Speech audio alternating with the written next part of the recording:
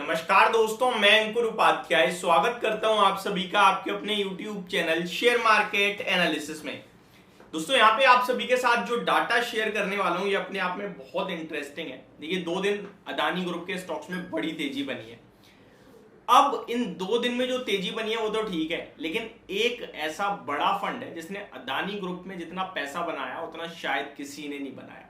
क्योंकि जब हिंडनबर्ग की रिपोर्ट आई थी ये स्टॉक क्रैश हुए, उसके बाद एक रिबाउंड हुआ, फिर दोबारा क्रैश हुए और उस सेकंड क्रैश में जीक्यूजी फंड इन्होंने करी थी बड़ी खरीदारी और इन्होंने एक स्टेटमेंट भी उसी समय दी थी, वो भी आप सभी को याद दिलाऊंगा। अगर आपको जीक्यूजी फंड के बारे में नहीं पता है तो मैं आपको बता दूं, इनके पास भारत की ऑलमोस्ट 8 एंटिटीज हैं, 8 कंपनीज है जिनमें इन्होंने निवेश कर रखा है, जिसमें मुझे 2-3 याद आ रहे हैं। अभी जब मैंने शेयर करा था पूरा डाटा, उनमें एक आध तो सिप्ला था, HDFC बैंक था और अदानी ग्रुप के स्टॉक्स थे एंड दो चार और थे।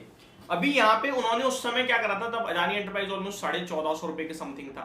उन्होंने उस समय 15,000 करोड़ रुपए की बाइंग करी थी अदानी ग्रुप के स्टॉक्स में।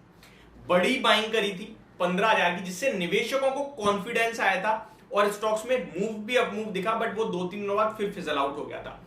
ऑलमोस्ट 2 महीने हुए, 2-3 महीने, और उस बंदे ने 15,000 के अपने 30,000 कर लिए, क्योंकि भाई स्टॉक का प्राइस तो देखो आप वहां से डबल हो गई, तो बड़ा और मोटा पैसा बनाया है।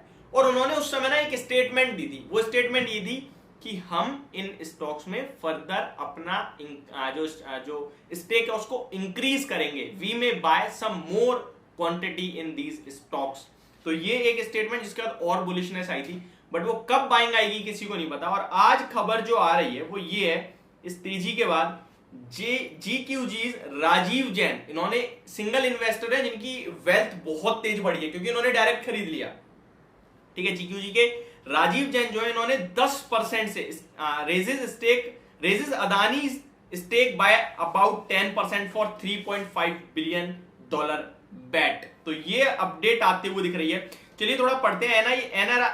NRI investor Rajiv Jain JQG partners, which had made brave contra call by investing 15,000 crore in Adani stocks in the peak of the Hindenburg-led stock rout, has raised its stake in Adani Group by about 10%. जब कोई नहीं खरीद रहा था, बड़ी गिरावट चल रही, तब इन्होंने 15,000 करोड़ का निवेश करा था। Within 5 years, we would like to be one of the largest investor in Adani Group, depending on the valuations after the family.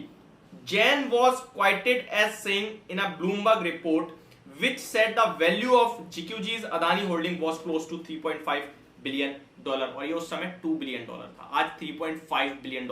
तो बड़ी बात है। We would certainly want to be partner in any of Adani Group's new offering, Jain said, without specifying which companies he bought additional stake.